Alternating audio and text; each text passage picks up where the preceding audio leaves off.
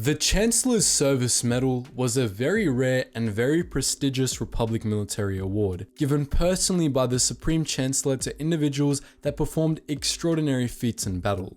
It's so prestigious that only one clone, in fact, is known to have ever earned it, although he didn't actually receive it, as we'll discuss later. That clone also happens to be the best clone of all time, ARC-77, also known as Captain Fordo.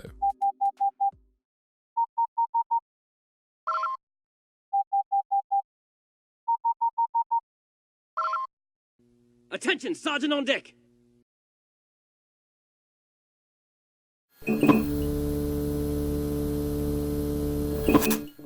The matter of who the best clone character is a hotly debated topic among Clone Wars fans.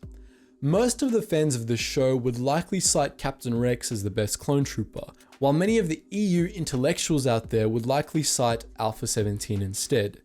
But the correct answer is neither. Captain Fordo is objectively the best clone trooper of all time for a variety of reasons, most of which boil down to the fact that he's a badass on a whole new level. ARC-77 was one of the first batch of Alpha class ARC troopers, a group of 100 men that were cloned to essentially be super soldiers, modified only superficially from Jango Fett's original genome, unlike all other clones. ARC-77 took on the name Fordo during this period, and even in training, he apparently performed extremely well enough to merit the rank of ARC Captain. This was, in fact, a bit of a rarity. Most ARCs were given the rank of Lieutenant, and Fordo's promotion above that level proves that even the Kaminoans saw that he was a cut above the rest. After their training was completed, the ARCs were put in a stasis, mostly because the Kaminoans feared their capabilities. They were released as last-ditch defenders during the first Battle of Kamino, which they almost single-handedly won. After their performance at Kamino, the first 100 ARC troopers were deployed to command roles across the galaxy. Fordo had the distinct honor of being made the leader of a full squad of ARCs, which composed 10 men in total. Fordo, 2 ARC lieutenants, and 7 elite clone privates. This squad would later become well known as the Munilance 10. Fordo's claim to fame comes from the Battle of Munilinst, during which he and his men were deployed secretly into the heart of the planet's capital city. After a crash landing beyond the city defenses, Fordo's squad cut through enemy snipers, tanks, and infantry on their way to IGBC's command center, at the base of which was a large artillery piece that was keeping Republic forces at bay. The Munilance 10 destroyed this cannon and then climbed up to the top of the tower, losing only one clone in the process, CT-43/002, one of the elite privates. The Munilance 10 camped at the top of the IGBC headquarters for most of the rest of the battle, until they were joined by Obi-Wan Kenobi. With their Jedi General leading the charge, Fordo and his men blew their way back into the command center and captured it with ease. Though Dirge launched a counterattack on the command center, he was ultimately defeated by Kenobi as well, though not before Captain Fordo made the ballsy decision to shoot the massive, nigh unkillable Gendai with a taser cable. Fordo was at the forefront of the Munilance 10 for the entire mission, and he personally destroyed about as many droids as all of the others combined. He was responsible for the mission's success between his skill and tactical improvisation, and his sheer bravery in facing down Dirge is commendable as well. But there's more to Fordo's exploits than Munilinst.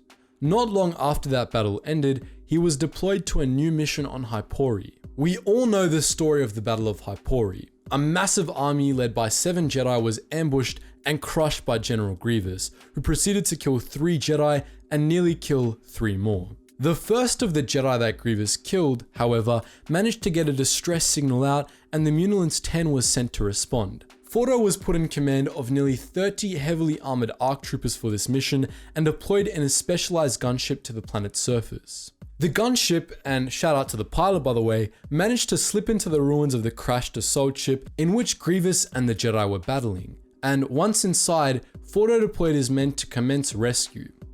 He sent groups to retrieve wounded Jedi Aayla Secura and Shaak Ti, while he himself took point to rescue Ki-Adi-Mundi, who was trying to fight Grievous off. In this manner, Captain Fordo became the first clone to face General Grievous and survive, and he and his men managed to stall Grievous for long enough for the wounded to be retrieved and for General Mundi to escape.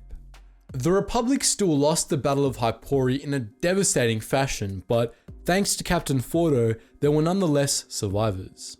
The Republic only learned of Grievous because of him and his quick thinking. It was for this reason that, shortly after the Battle of Hypori, Fordo was awarded the Chancellor's Service Medal. But amazingly, Fordo refused it. Instead, he had posthumously dedicated it to CT-43/002, the only casualty that his squad had taken on Munilinst. What Fordo did after this was mostly unknown, but one way or another, the captain of the Munilinst 10 was back on Coruscant when General Grievous attacked. By this point in the war, he had done enough badass things that he had earned the rare honor of having J-Guys painted on his helmet. Until Captain Rex and Commander Blackout came into play with the release of Star Wars The Clone Wars, Fordo was the only clone to have received that honor as well. During the Battle of Coruscant, Fordo led one of many clone units called to action to defend the Galactic City against millions upon millions of battle droids. Fordo's unit was outnumbered and overwhelmed, and yet Fordo kept fighting, dual-wielding a rifle and a pistol and single-handedly blasting through a whole column of super battle droids, all in an effort to cover his unit's retreat. This retreat was turned into a charge when Yoda and Mace Windu arrived, reinforcing Fordo and helping him and his men drive off the droid invaders. So that's the story of Captain Fordo, the only clone to have received the Chancellor's Service Medal and the best clone of all time. But what do you think? Do you still disagree, and do you think there's another clone better than our boy Fordo? Feel free to post your thoughts in the comments section below. And guys, I do apologize for the lack of clips in this video. I would have used more from Star Wars The Clone Wars 2003, but unfortunately, unlike the Star Wars The Clone Wars clips, they are instantly copyrighted by Lucasfilm, so we can't really use them in the videos. Anyways, they're all up on YouTube, so if you want to check them out, you'll find them more than easily. And just before you go, make sure you check out all the links in the description below. If you want to check out the History channel, our Geetsly's gaming network, and all of our Discord links where you can join the wider Geetsly's Star Wars community. Anyways guys, as always, thank you so much for watching, and I hope to see you in the next video.